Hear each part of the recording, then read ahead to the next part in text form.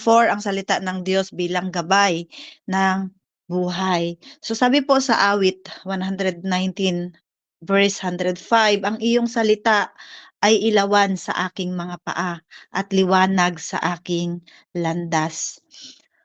So sa isang mundo po mga kapatid, sa mundo po na ginagalawan natin, puno po ng kadiliman, puno ng kalituhan, puno ng tukso. Saan tayo hahanap ng tamang daan kung ganito ang mundong ating ginagalawan?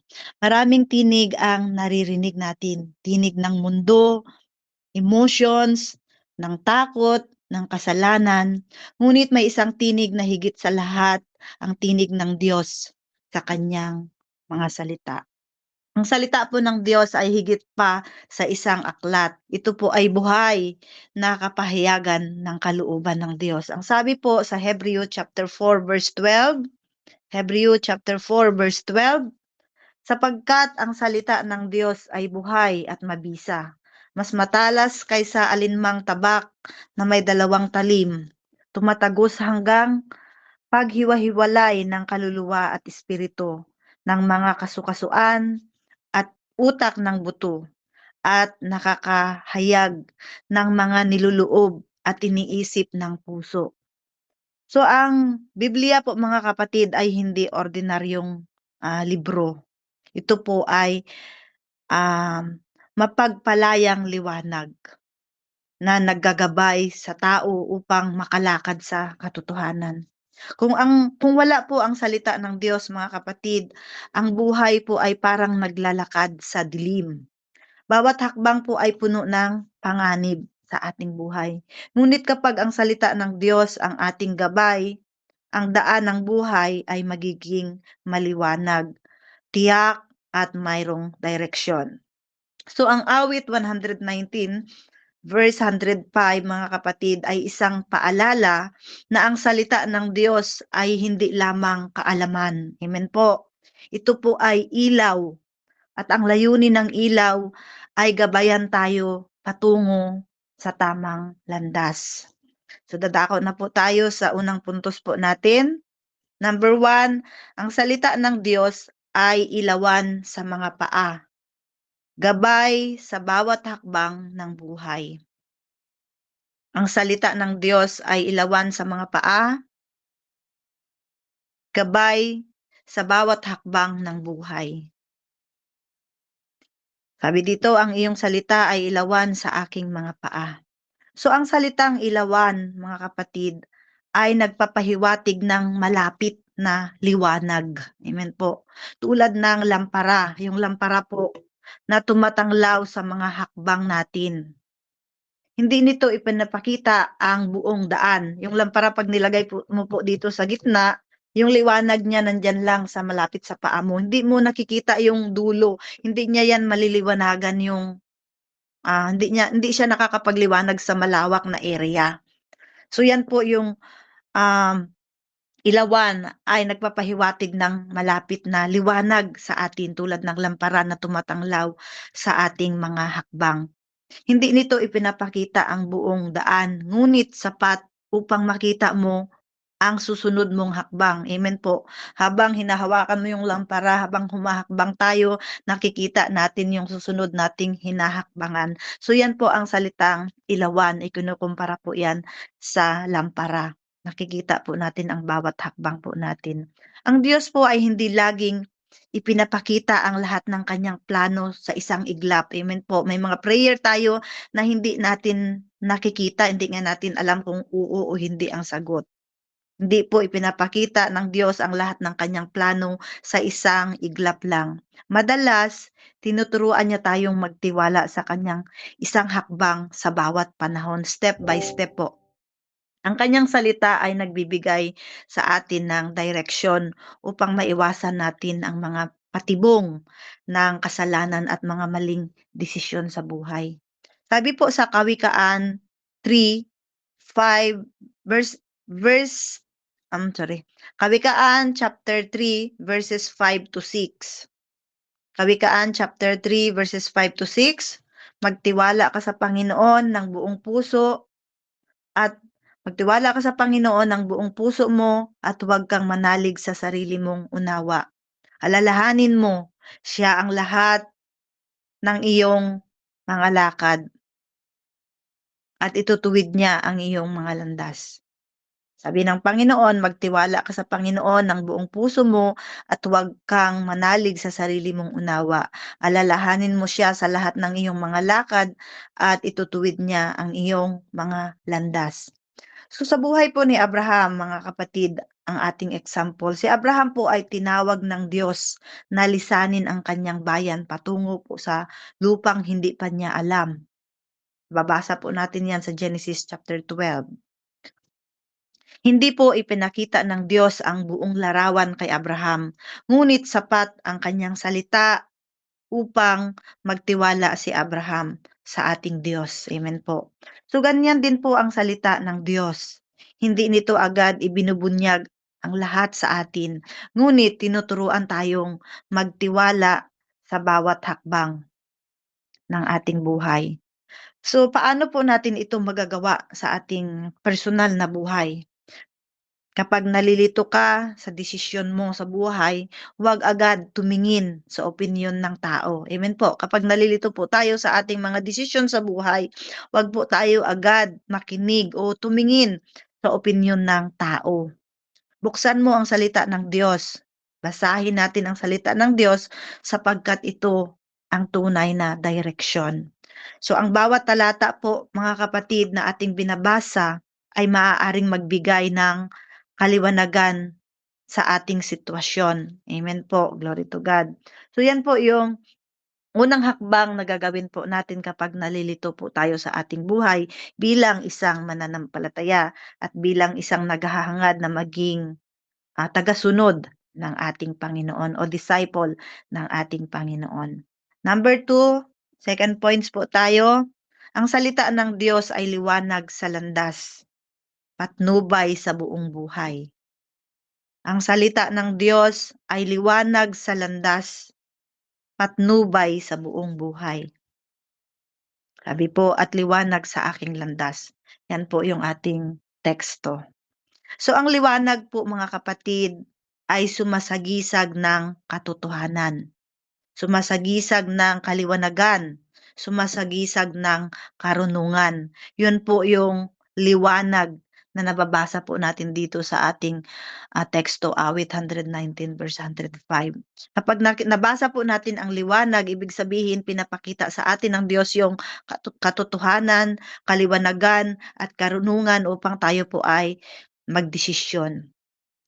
Ang landas naman, ang landas ay tumutukoy sa kabuuan ng ating paglalakbay sa buhay, yung landasin natin, yung way natin.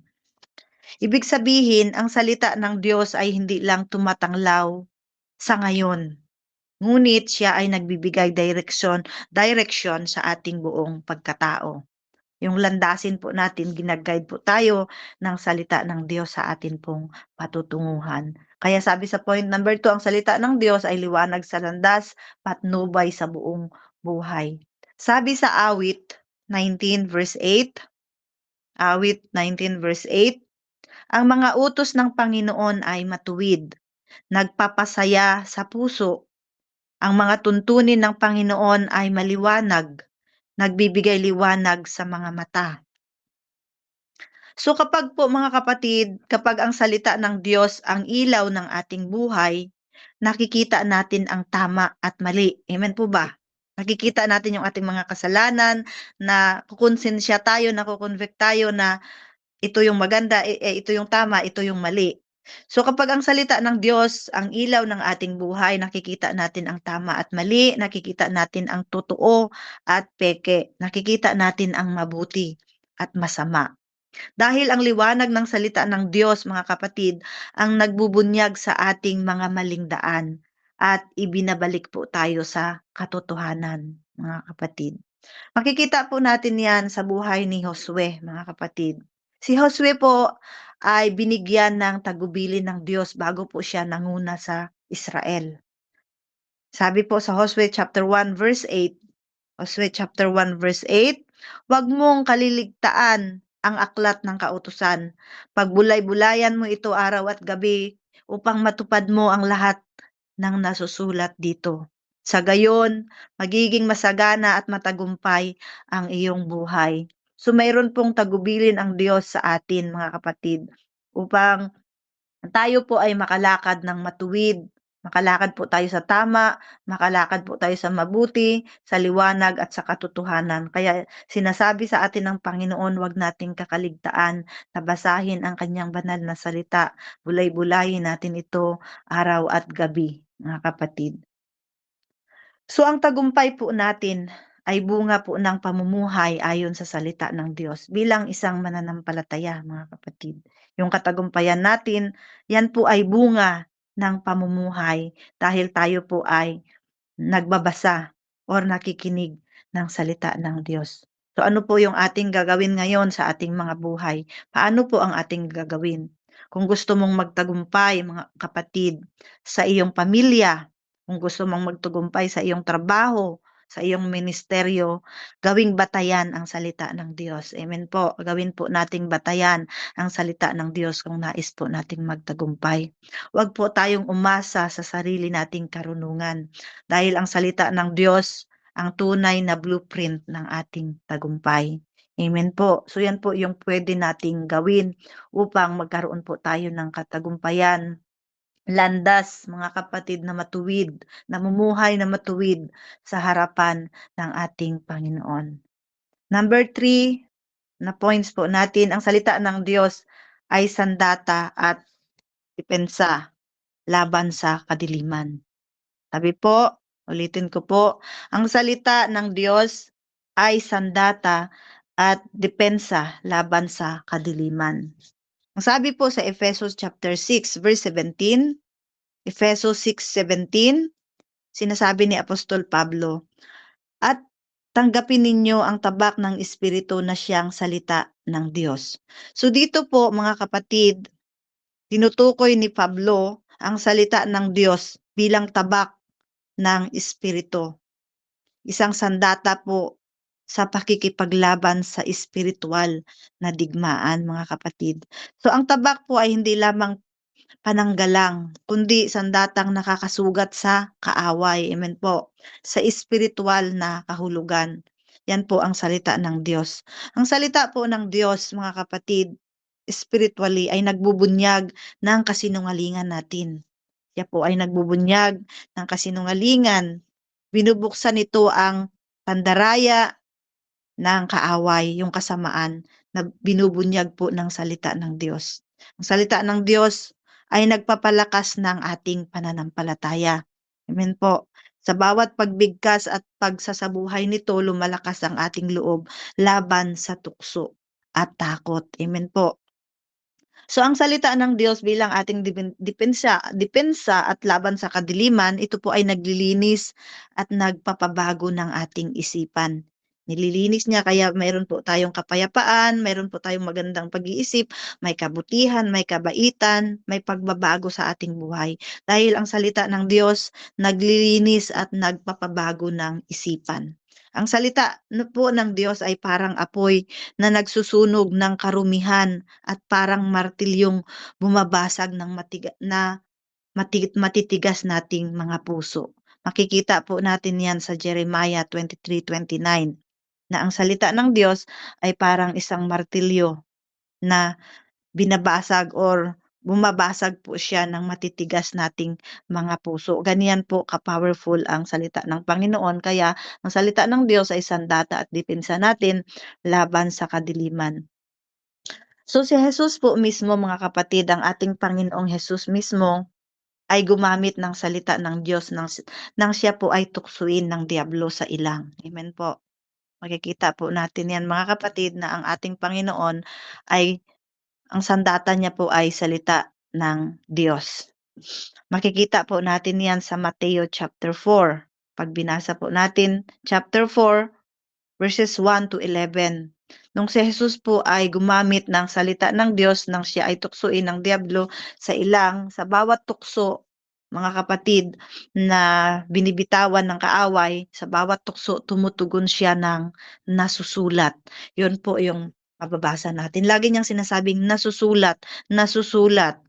So ang salita po ng Diyos ang nagpatibay sa kanya upang mapagtagumpayan ang kasamaan. Amen po. Kaya po ang points number 1 natin, ang salita ng Diyos ay sandata at depensa laban sa kadiliman. So yun po yung magandang halimbawa. Ang buhay ng ating Panginoong Hesus ay ginamit niya po ang salita ng Diyos upang labanan ang kaaway, mga kapatid. Kaya ang salita ng Diyos ang nagpatibay sa kanya at maging ganun sa atin upang mapagtagumpayan po natin ang mga kasamaan or mga tukso na nakapalibot sa atin. So ano po ang ating gagawin?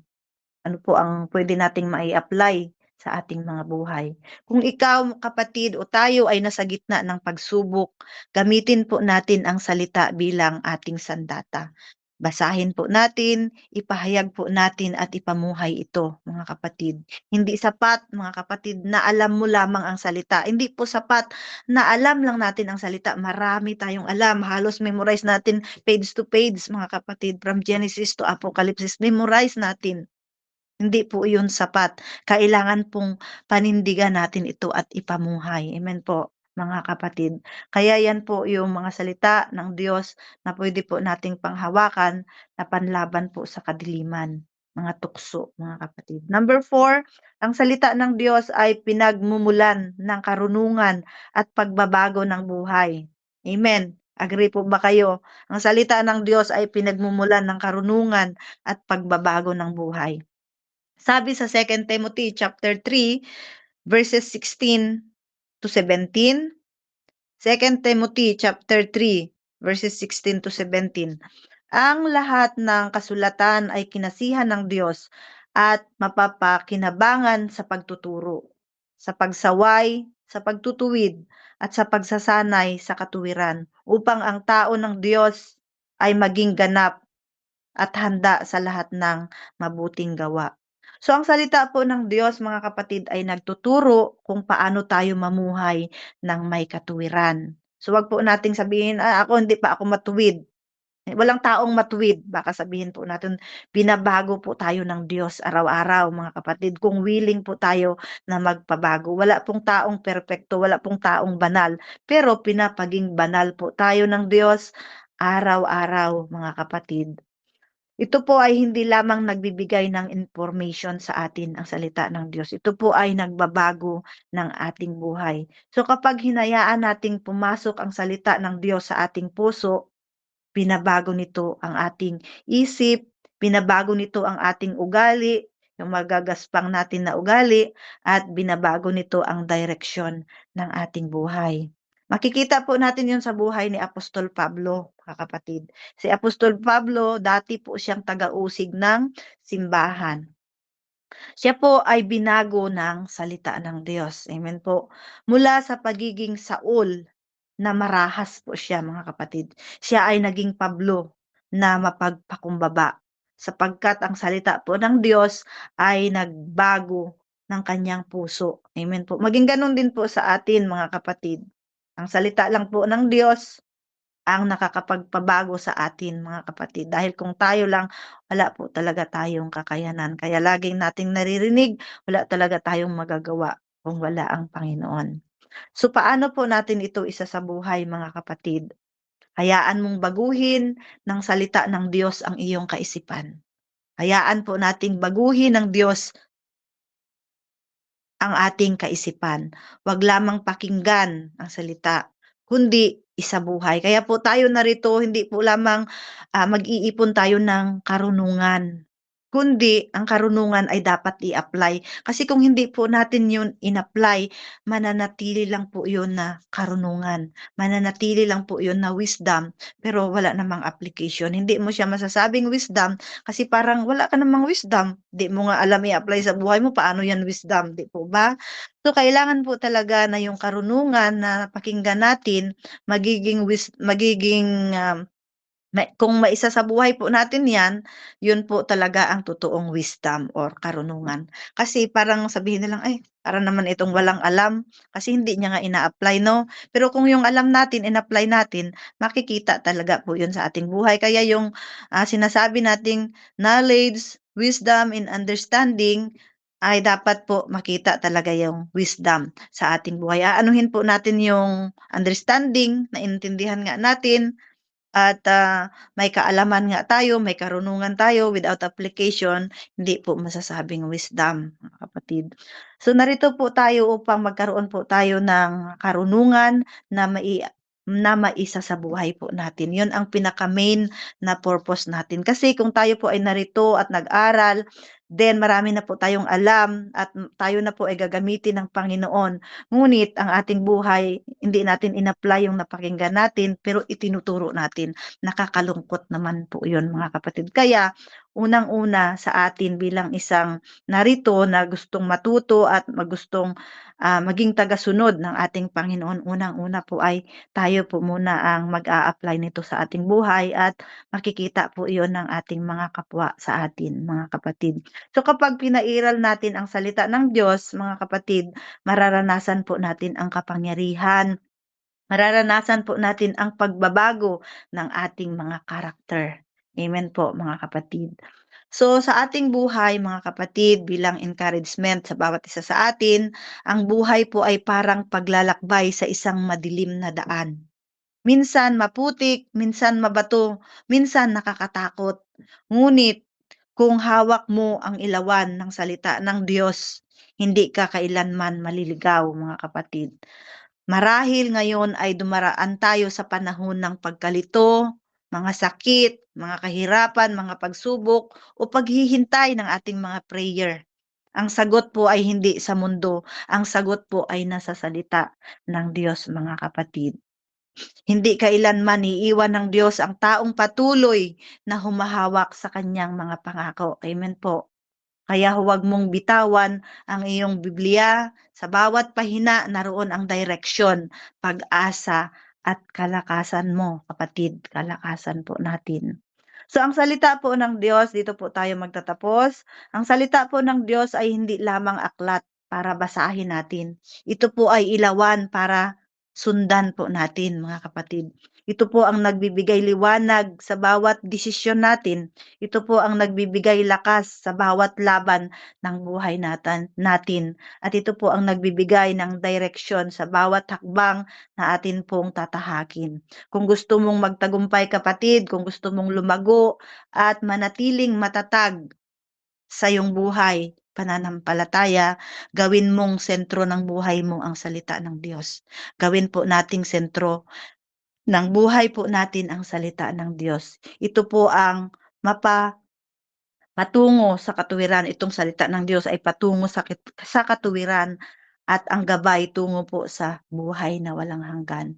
Purihin po ang salita ng ating Panginoon at, balikan lang po natin yung ating unang puntos, mga kapatid, sa mga nagte-take note po diyan. Unang puntos po natin, ang salita ng Diyos ay ilawan sa mga paa, gabay sa bawat hakbang ng buhay. Kawikaan chapter 3 verses 5 to 6. Pangalawa po natin, ang salita ng Diyos ay liwanag sa landas, patnubay sa buong buhay. Awit 19 verse 8.